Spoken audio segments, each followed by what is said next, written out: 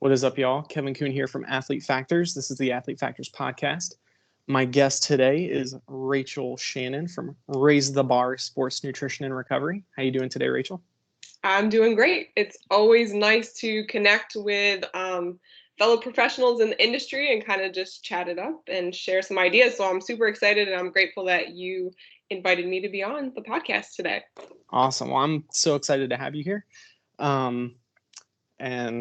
So real quick, let's jump into kind of how we got connected, because it was really not that long ago. And it was kind of one of those, it's one of those things that's happened a few times now, which I'm extremely grateful for. And I get really excited about, just because I've got a list of people kind of in my mind that I've got going along that are like, it's a list of all the guests I want on the podcast. And then there's times where, I've sent emails out just asking people like, hey, what's your schedule? When can you come on? When can we do this? And every once in a while I get some big gaps where I'm like, shoot, I need to fill this gap. I don't have a guest, I don't have a guest in 2 weeks, or I don't have a guest in 4 weeks. And it happened just perfectly for you to be on this week. So I think it was one of those Instagram connections where we're both either following the same hashtags, or I posted stuff about my book, The Self-Reliant Diet, and I think that just came up in your feed or something like that. And that was kind of one of those things. So yeah. So thank you for liking my post. Yeah, of course. I think I'm just starting to realize a little bit now the power of social media and how much good it can do. And also for you, it's nice to see, I think, kind of your content being found and acknowledged, because I think you're putting out a lot of really high quality stuff. Thank you. And I just kind of happened along it, and then the connection kind of grew from there. So I think it's definitely a good outcome on both ends. For sure. Yeah. There's a lot of people that will like and follow my stuff, and I'll go and look at their page and I'm just like, oh my goodness. Cool. That was nice of them to like that, or that was nice of them to follow me. I know what you mean. So when I looked at your stuff, I was extremely impressed, and like when someone follows you and you look at their stuff, or they like your post, whatever the case may be, and you're like, that's really cool. That's really nice. They know what they're talking about.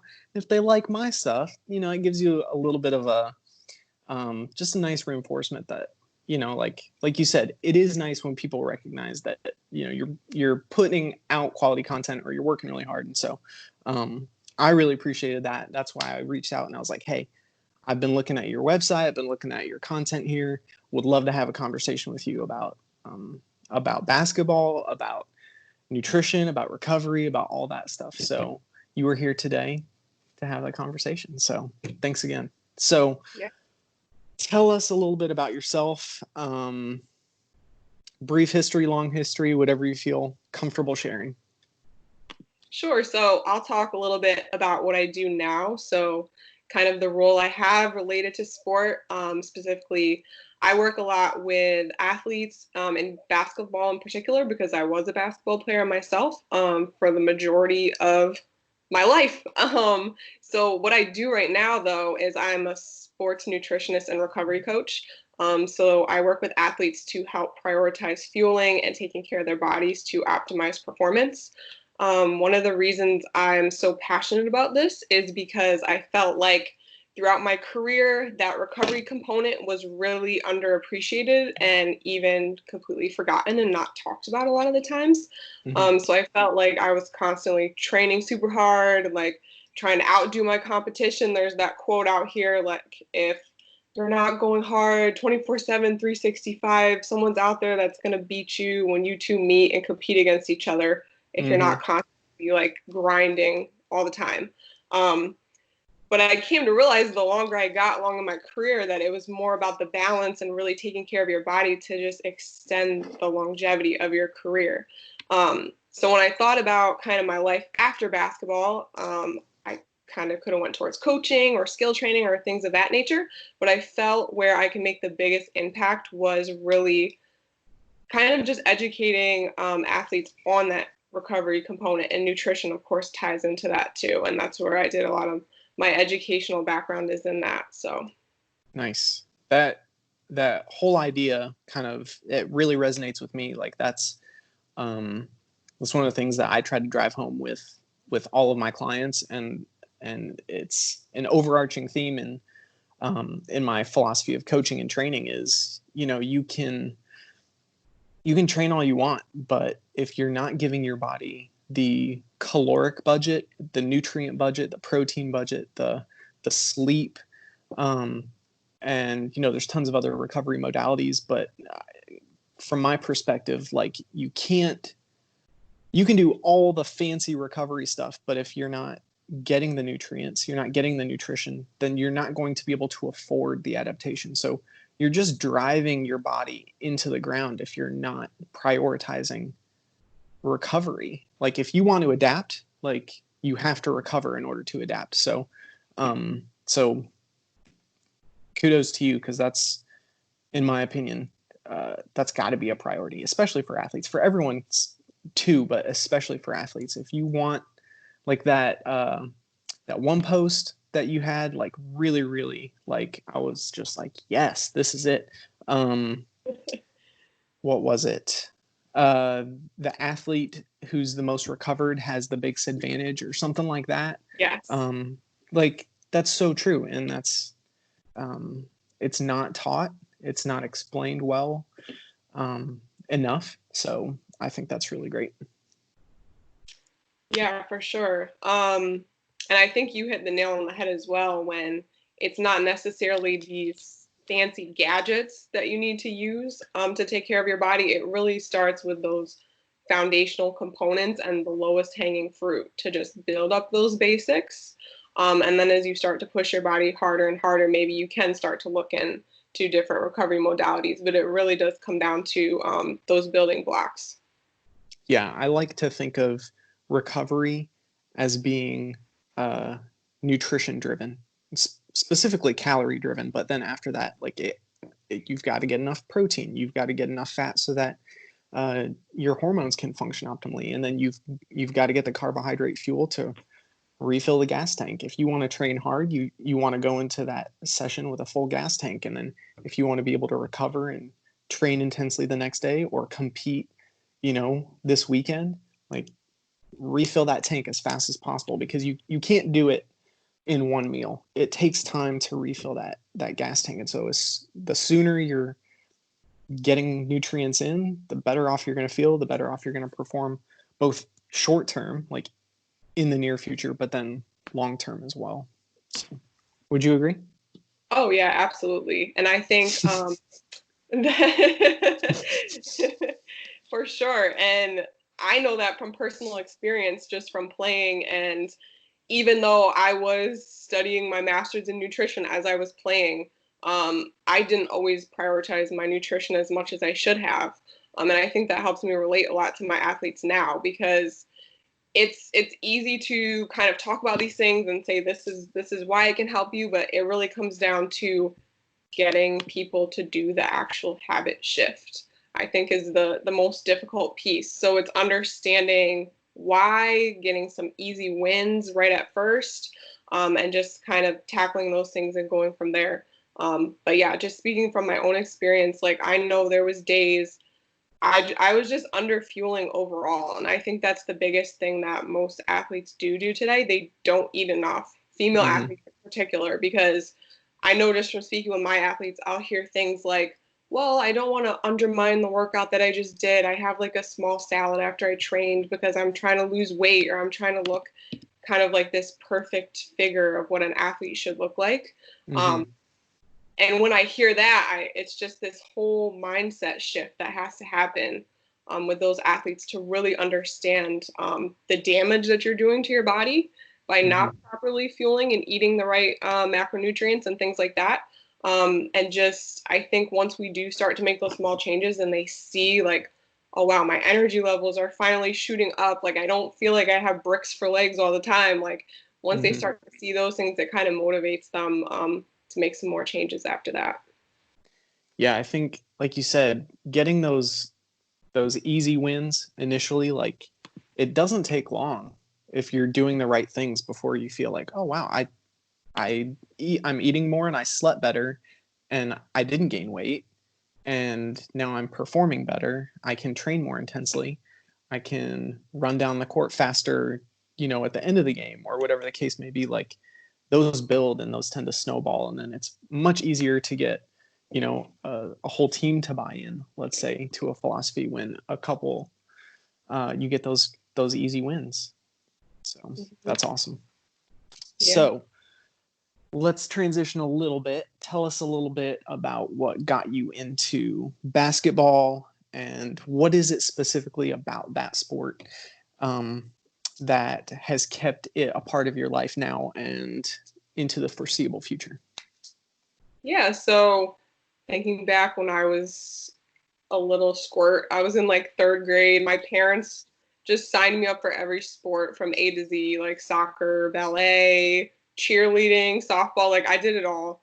And when I came across basketball, I just happened to get signed up. I was wearing like my little Ked shoes and like jean shorts. and like and like I just remember like feeling the ball going in the net and like shooting and getting that instant like feedback of success. I was just like, I just fell in love instantly, and then the love just kind of grew from there. And my personality, I was always kind of like the quieter, more introverted type of personality. But on the court, I felt like I could be this strong, loud, powerful leader. And it just was really encouraged in that space. And that was something that really drew me to basketball even more. So I think that's kind of how I got started out. And I played it. I definitely didn't have the talent or like the skills or the athleticism when I started out. That was for sure. So along my journey, I was always looking for little ways to kind of gain these little 1% advantages. So when I started to realize, like, I'm training super hard, I'm getting extra shots up, I'm doing these things, like, what else can I do? So that's when I started looking at things like nutrition. I started when I got a few injuries. That's what got me into the whole recovery piece in the first place. And looking at different like holistic methods. Like, so for instance, I tore a ligament in my knee, I think my junior year of high school, which is really a huge time for recruiting for most athletes looking to play at the collegiate level. And I was just like, I was in this limbo because they weren't gonna do surgery on it. So I was just scouring the internet, like researching these like alternative methods to make your knee heal faster. So I tried everything, and I just grew that curiosity and passion from there. And I kind of would use myself as a guinea pig for a lot of the things that I tried. But that's kind of the way my journey went, building all the way up through my career. Gotcha. So speaking of your career, it didn't finish when you finished college. So tell us a little bit about what you were able to do post collegiately. Yeah, so I was fortunate enough that basketball led me to some really cool opportunities. Kind of just stayed on the path. I had a pretty unconventional path. I played Division II out of high school, had an injury, transferred schools, finished out school without playing my last 2 years, and then I went back to grad school actually and finished out my last 2 years playing in a different D2 school. So all along the path, I wasn't really set up to play professionally. It's definitely a lot harder when you're coming from a D2 school versus a Division I. But I just kind of along the way, I just had that vision in my head that that's what I wanted to do. I would always visualize myself sitting on the airplane, like with my passport in my hand, like having the trip on the flight to get over to my team in Europe. And I just would like replay that image in my head. And when it finally happened, it was like a little bit of like, okay, everything kind of worked out and I'm on the right path. And I had that little like one moment of like, okay, I'm doing the right things. And then of course, the very next day, it's like, all right, back to it. We got to keep taking this as far as it can go. So my first year I played in Spain for a season. went back again. The second year played in Spain again, had a short little stint in El Salvador in Central America. That was actually really cool. The crowd like got into the games like crazy. They were like beating their drums. They had like a whole marching band around the gym. Like it was such a cool atmosphere to play in. Yeah, so just things like that were like just so cool to see, like just to experience a different culture, to figure out how the heck you're going to communicate with your teammates that don't speak English and your coach that doesn't speak English.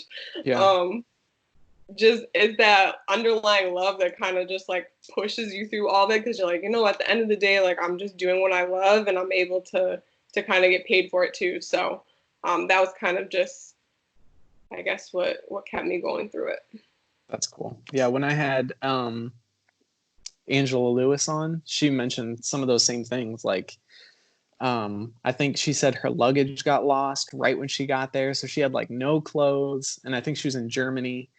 Didn't speak any German, and then like trying to deal with that language barrier and the culture barrier. Like, what a shock. So, but like you love the game enough, and then you make things happen, you make things work, and know I'm sure it's you've got a lot of fond memories, and it was a huge learning experience for you. And yeah, you come away with a lot of valuable things too, because now there's like, I feel like I left a piece of my heart over there, and I know it sounds cliche, but there's like things I miss so much, like certain foods I try to recreate here. Or like one year I lived with a little grandma, an abuelita in Barcelona, and she would make me these huge like lunches of like paella and fresh fish, and we would just enjoy them on the patio together, and I would just talk with her and like practice my Spanish.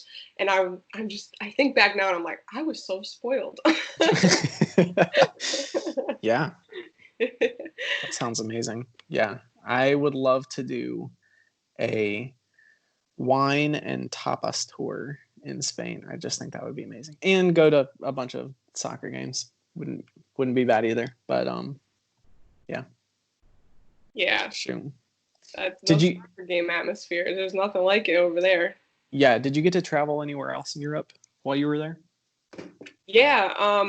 I got to bounce around a little bit once the season was over. I went to a friend's wedding in Israel, which I recommend. My advice to anybody: if you can go to a wedding in a different country, like buy that plane ticket and go, because it's just so worth the experience of like, you'll just see all the different things that they do, eat some great food, like that. So I got to go out there. I went to Morocco, another awesome country I really love.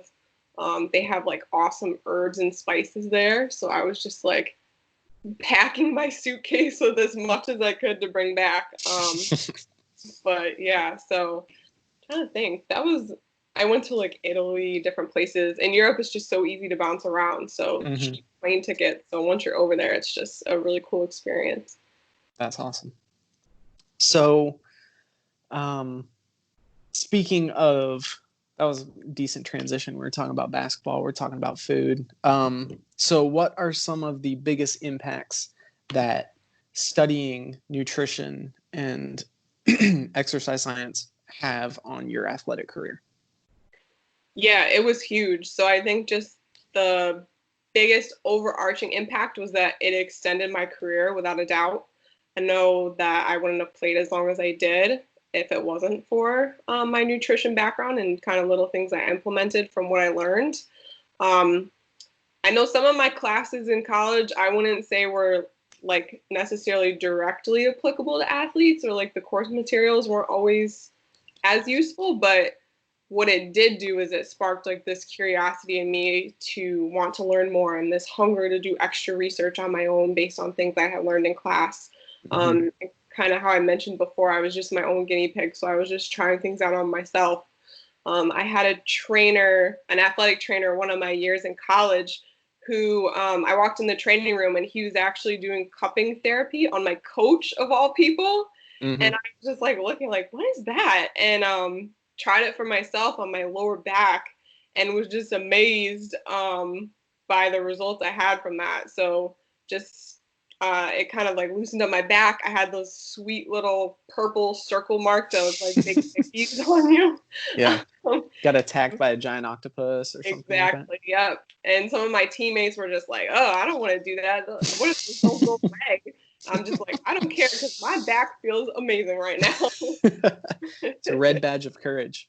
Yes, that's a good way to put it.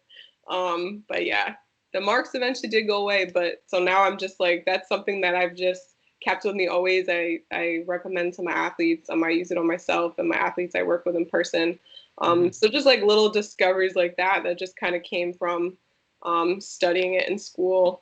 And I think the most helpful class I did take in grad school was a counseling class. I think it was called like nutrition counseling, but it just talked so much more about like the psychology of how to work with people and how to kind of not convince them to do things, but to empower them to want to do them on their own. So I think the biggest shock for me was hearing you can't just tell people to change and explain all the reasons and the research behind it. It doesn't work. Like it's your job more so to foster that epiphany moment in them. You can't force it out of them, or else they'll never truly be brought in. So it was more so kind of just using questions to spark that moment in people and kind of just working with them more so than force feeding information down their throat.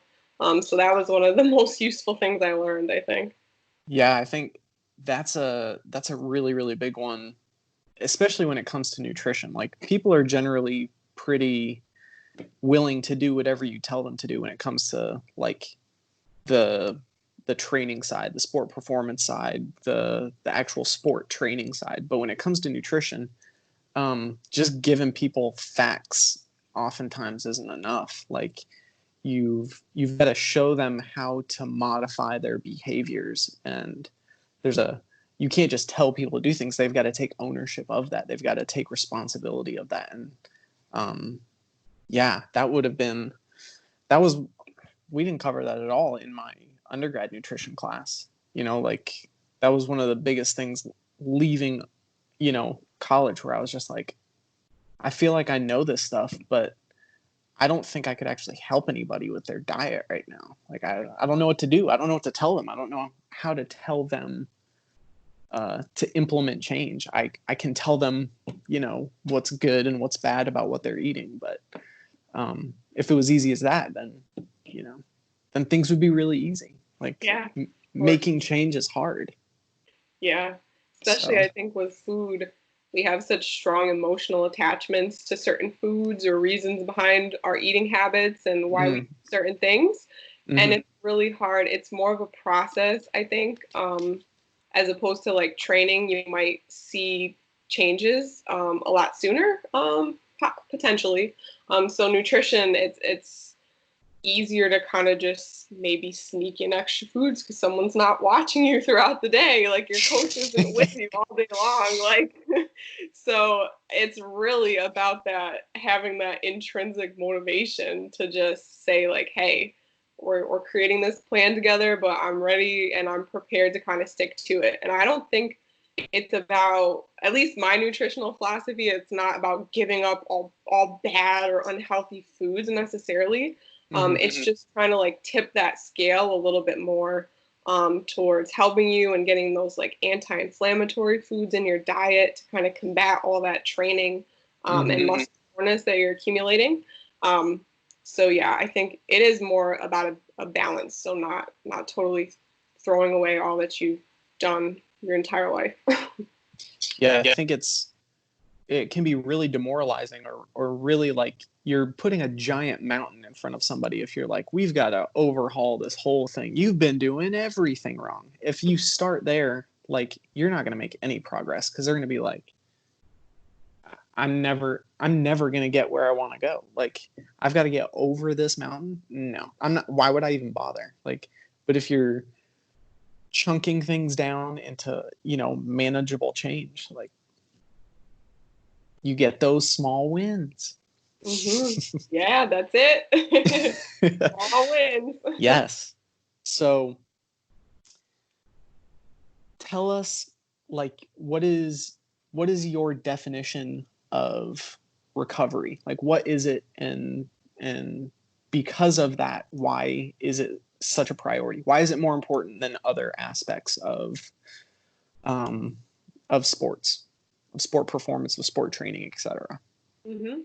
Yeah, so recovery is, I think one of the biggest misconceptions is that it's like I'm taking my rest day and I'm kind of just laying on the couch watching some Netflix all day and my body's recovering. Recovery is more of an active process.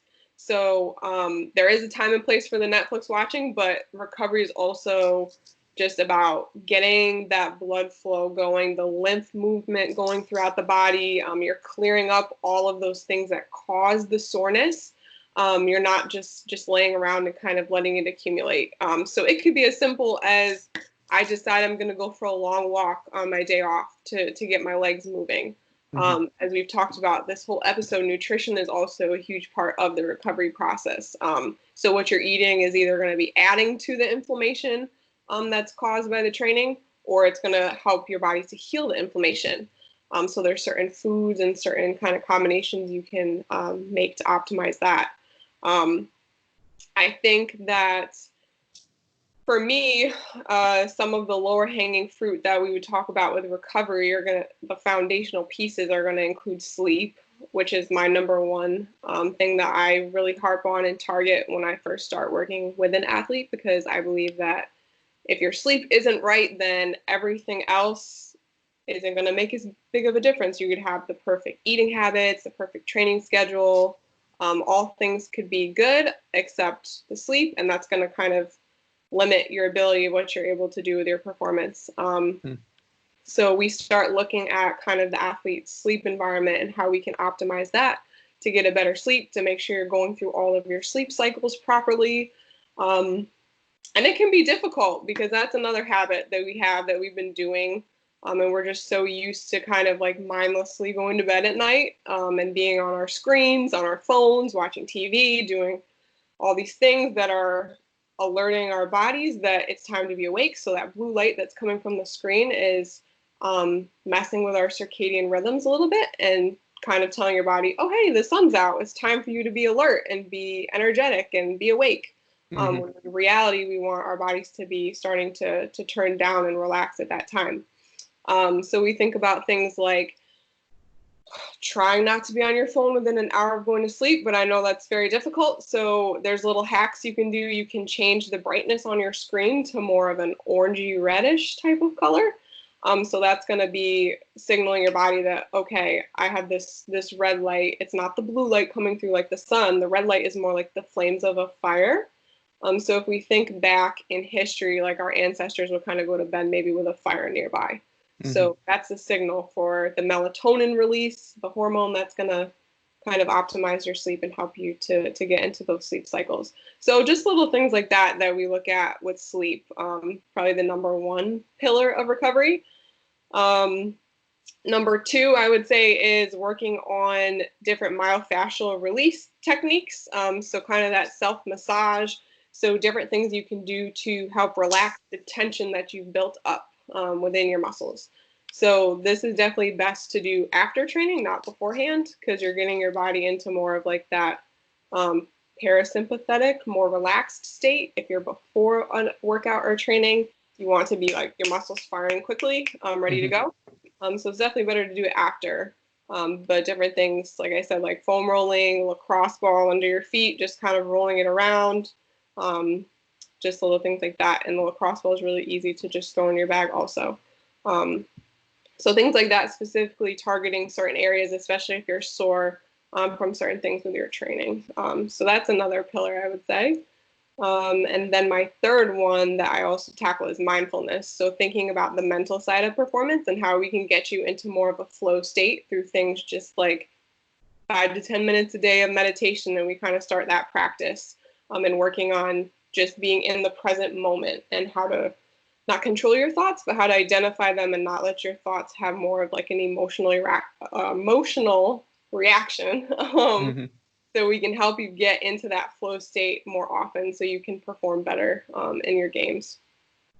Yeah, I think so much of your ability to perform at a high level comes down to being able to deal with the stresses outside of your sport. Like, if you've got something going on, if you've got an argument with somebody in your family or a close friend, or you're dealing with issues in a class that you're taking, or whatever the case may be, if you've got a job and something's going on with the job and your boss isn't happy with you, or whatever the case may be, if that is such a fatiguing stressor, then that's going to carry over into your ability to play, or your ability to train, or your ability to compete. So I think, like you said, being mindful, taking time to meditate, or taking time to visualize, certain aspects of your training, or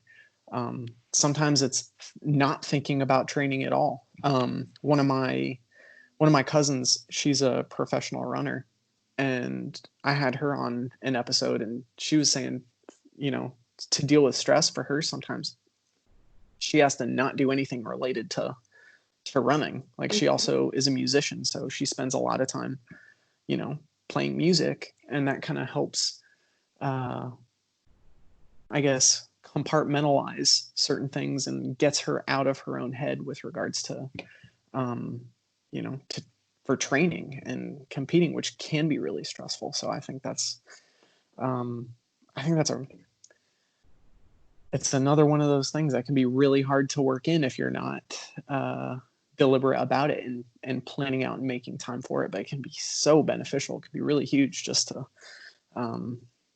it kind of puts things in perspective. Like, what's really important? Is this as stressful, and should it be impacting me as much as I'm letting it? I think that's really good. So those are excellent pillars. Yeah, and I love that she has that musical time, kind of working the other side of the brain. Mm-hmm. And I think for some people, and it may be counterintuitive, like, well, that's not helping my performance, but in reality, it really is, because it's giving you that space to step back, to recharge. So you're not getting to the point where you're just completely burnt out and you feel like you can't train anymore. So yeah, I love that. That's really good. Oh, related to the whole circadian rhythms and sleep sort of thing. I think it was your post today where you were talking about your routine in the morning. I guess you're not a morning person. So tell us a little bit about how, like, I get up at 4:30 every morning. Like, the sun's not up until I've been working for like 2 or 3 hours. So for people who struggle to maybe get up in the morning and be productive right away, what are some ways that they can kind of get their body moving? Yeah, so you hit the nail on the head. I am definitely just a night owl. That's like kind of, I think, in my DNA. And they do say that there are 4 chronotypes to people. So like a night owl or a wolf, they actually call it, you do your best work at nighttime. A bear is like I'm a 7 or 8 a.m. kind of riser, and I feel like good and energetic. A lion is probably what you would be, where you're waking up like before the sun comes up and you're like raring to go. I am a Leo, so I guess that makes sense. I'm a Leo too, so maybe that's why we get along so well. Nice. And then the 4th one is a dolphin. That's kind of like, you like take naps throughout the day. You're kind of like an inconsistent sleeper. You might have insomnia at night, things like that. So for me, I think I'm just built like a wolf. I'm more of a nighttime person. But I've been able to train myself a little bit to be better in the morning. So kind of what we talked about with the phone screens, that blue light. So it's important almost immediately after you wake up. The sooner the better. If you can get outside, get some sun on your face, on your skin, that's going to just signal that circadian rhythm that, all right, it's time to wake up. Like, I'm resetting my time. So if you can do that consistently over like 1 to 2 weeks, you'll start to notice that you do start feeling much more alert in the morning. And that can really help with that. Also, if you are staying hydrated, so the body gets dehydrated over the nighttime, and if you just have that water right next to your bed, and you add in some salt. So ideally like sea salt, Celtic salt, Himalayan salt are some good sources that have a lot of micronutrients in them. So they have like magnesium, potassium, obviously sodium, those little things like that that you need to put back in with the water to keep all the electrolytes in balance. You can add some lemon in there. That's good too for the acidity. But you're drinking that right away. That's going to help to wake your body up a little bit more. Also, if you're getting your body moving, so this is good for recovery too. So we're pumping the lymph.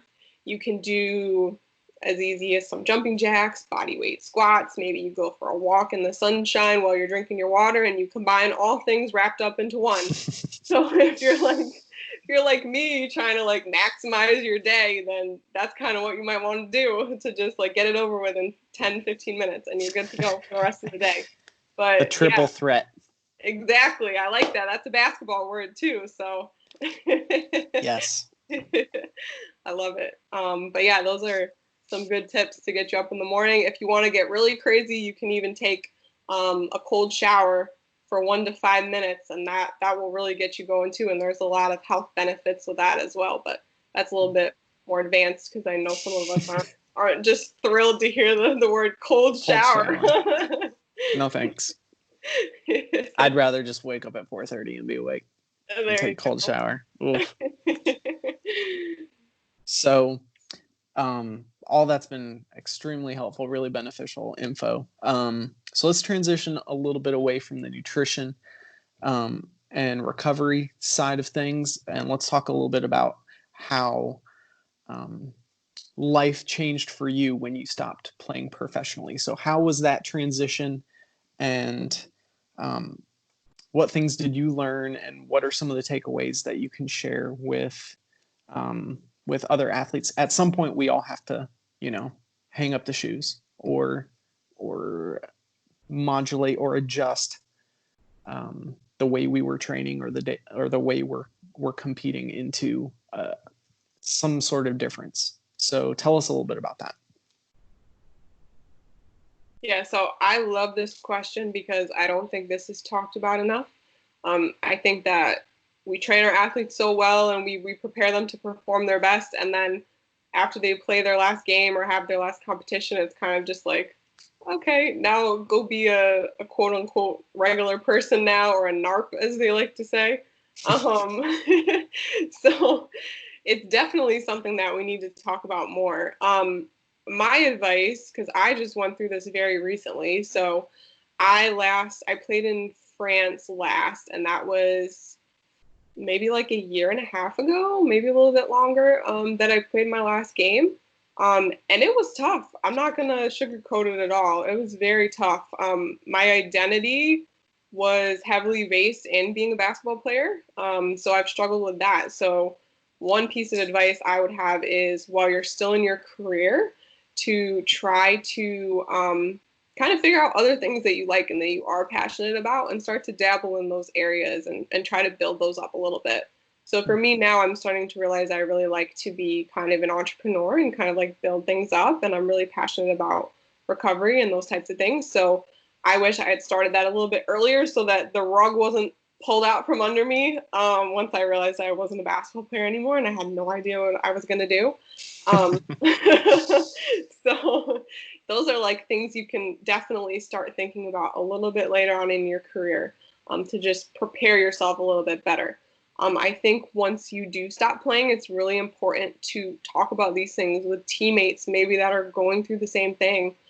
Just express it to people in your life, so you can kind of get your emotions out there and share it. I'm really a big mental health proponent as well. So like, even like I went and I started seeing a therapist to start to talk things out and just to kind of like figure out and deal with some of those emotions I was feeling. So I don't think, that would be my second piece of advice, would to be maybe go and start to see a therapist, or if you can't do that, then definitely just try to talk through your emotions with people that can kind of relate to what you're going through. And you'll realize there are probably hundreds of thousands, if not millions, of athletes out there that are feeling the same thing that you are once they stop playing their sport. So I think we can definitely be there for each other a little bit better and a little bit more. You're right. It's not talked about like it is just it's I guess like a non-issue, which blows my mind because for me it was, I thought I was going to run post collegiately, maybe just a little bit, but I thought I was going to do it. And then junior year I got injured and I was like, okay, I'm not doing that anymore. I wasn't, my running career wasn't over, but my plans for running changed big time. And so then I had to figure out like, okay, what do I do? Like, I thought I was just going to run professionally and then go into professional coaching. Well, obviously that's not going to happen. So, my path had to change, had to deviate a little bit. And thankfully I was still in school, and I at that point had been exposed to a lot of different aspects of the industry. And then I was able to get an internship between my junior and senior year that opened up a lot more doors and a lot more opportunities. And I was like, oh, okay. All of that injury sort of thing happening to my back, that wasn't a waste. That was actually a stepping stone into where I need to go next. So I think a lot of times if you're willing to look at things from a different perspective and leverage what happens, not be like, oh, what am I going to do now? I don't know. Like, I guess I'll just sit around until something happens. Like, I mean, that's an option, but you can also be proactive in figuring out like, okay, well, that happened and now I can do all this. And if I hadn't been able to talk with other people about their injuries and about, what they did transitioning out of athletics, then I wouldn't have, known what to do. So you're right. Like, you've got to be able to talk about it with other people. I think that's huge. So. Yeah, I love that. And I 100% agree with what you said. Just looking for the bright side in all situations, because I think it's there.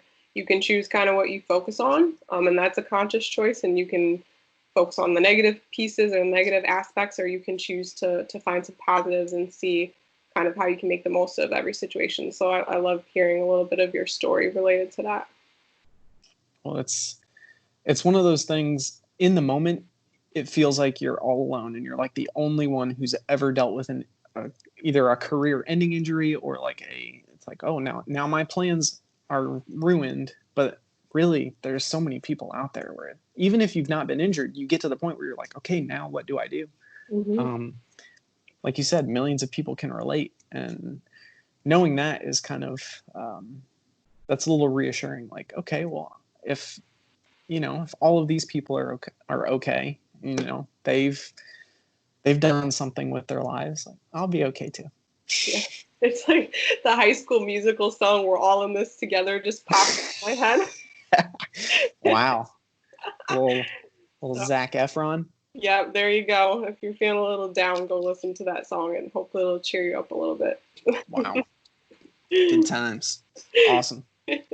So tell us a little bit about what you are currently learning, whether it's reading books or listening to podcasts, or what is piquing your interest right now, or what are you working on right now? And it can be industry related, it can be personal, like, what's going on? Yeah, so I had my answer, but I also was thinking how you said, was it your sister that was, or that your cousin, right? That was is the runner and was playing an instrument. Yeah, so I recently just bought a saxophone out of the blue, and I was like, wow. Hey, I used to play this in middle school. Like, let me get a cheap saxophone and start like relearning how to read the music and how to play it. So that was That's my awesome. corn splurge, I guess. But yeah, so, and I'm just like thinking back to things that I enjoyed when I was a kid and how can I incorporate those in my life right now? Because I was so narrowly focused on basketball for so long that it's like, hey, you know what? I kind of enjoyed this, but I just stopped doing it because I was constantly training or constantly traveling or like focusing on how I could be a better basketball player. So it's kind of nice to circle back to some of those things and feel that enjoyment again, things that brought me joy. So that's kind of one interesting thing I've been doing. I do That's love cool. reading. Yeah. And You're like the next Kenny G, maybe. oh yeah. I don't know. Right now I can play London Bridge and Mary Had a Little Lamb. So Hey, that's a I good might start. I might be closing in on him, but I don't know. That's hilarious. But yeah, I'm a huge reader too, and I love podcasts. The one book I'm tackling right now is like 700 pages. It's called Boundless by Ben Greenfield. He's one of my mentors. I really kind of follow in the wellness industry, but it's this super thick, like comprehensive. It almost looks like a textbook. It's like the kind of book you can like do an at-home workout with, and you like feel like you're actually like breaking a sweat. That's how big it is and bulky. Textbook squats. Yes. So I'm slowly kind of making my way through that because it's just so like information dense, but everything in it is very kind of like cutting edge, based on research and things like that. And then I kind of take that and try to apply that to some of my athletes. So that's what I'm kind of digging into right now. Nice. Yeah, he's been like personal trainer of the year at least once. He's kind of he's willing to do a lot of personal experimentation, which is sometimes really funny. I've read a few of his articles where he's done some very, very interesting things to his body in the name of science. Yeah, he's definitely, you kind of like look at his example, and then some things are like a little more so on the extreme side, and you're like, I wouldn't necessarily do that, but then yeah, like you still can gain a lot of good information from him too. So for sure. Yeah, he's always really an interesting guest on either like Joe Rogan or on some other podcasts. And yeah, he's very entertaining, very, very knowledgeable. yeah. He loves to be on that cutting edge. Like he's Mm-hmm. always trying to push the envelope of training the body. And if you're going to push training, then you've got to be able to follow it up with that recovery. So I think he does a good job of balancing out those two sides of the coin, if you will, of the physiology coin. That's good stuff. 700 pages. That's whew. Yeah. It's all like, it's not the kind that's like got a lot of pictures and you can kind of read through it quickly. It's like each page is taking me a solid like 10 minutes to get through. So it's definitely like one that will last me a while. Nice. Well, that's good. So let's say somebody wants to reach out to you, they've got a question for you, or they want to know what kind of services you provide. How does somebody go about that? Yeah, so I'd say the best way to find me is on Instagram. I've been getting pretty active on there recently. Instagram handle is raise the bar, RAYS dot bar. I'm kind of a play on my name because my name Rachel is spelled a little differently than most Rachels. I have a Y thrown in there. So that's how that name came about. Nice. Yeah, so definitely follow me on Instagram. And also my website is raisethebarrecovery.com. You can also find more information on there. I do work with a lot of my clients virtually. Right now I'm based in Pennsylvania, about an hour north of Philly. And I work at a prep school with a lot of our athletes here with nutrition. So that's where I am right now. Sweet. So this kind of brings us to a close. So let's say you've only got one more piece of information that you can provide to everybody before you go off into the wild blue yonder. So what is the one thing that you would share with everybody if you could share nothing else? What's the most important thing to get across? Yeah. So I think you stole my thunder a little bit earlier by spilling this one, but sorry. It's all good. It's always good. I think people need to be reminded more than they need to be taught. So you have to hear things multiple times for it to kind of sink in. So I just want to reemphasize that the most recovered athlete on the court or on the field really does have the advantage. And this applies across all areas of life. If you're not showing up at your best, kind of have fresh legs, a clear mind, you won't be able to perform the way that your body can, and also the way that you've been training to take advantage of. So I just really want to emphasize this because it's very counterintuitive to a lot of athletes right now. I think we think that we always have to push ourselves harder. But in reality, once you start to pull back, I know you're already working your butts off, you're already training as hard as you can. Start to pull back, and then and start taking care of, and especially listening to your body too, because your body's going to be giving you signs and messages about what it needs. So once you can learn to listen to your body, you're going to take your performance to a whole nother level and be able to play the sport that you love for a much longer time and have a much more successful career. Perfect. Well, I think that was worth repeating. Appreciate it. That's good stuff. Raychel, thank you so much for taking the time to do this. I really appreciate it. I know everybody watching and listening has enjoyed what you've had to share, and hope to get you on again in the future to go into more detail about some of these things, and see what new stuff you're up to. So thank you again, and yeah. Thank you to you, Kevin. Thank you for having me, and thank you for building up this platform to allow different people to share their thoughts so we can all learn from them. So I appreciate it, and I definitely appreciate you having me on today. No problem. My pleasure. Alrighty, y'all. Thanks for watching and listening, and tune in for next week's episode. Adios.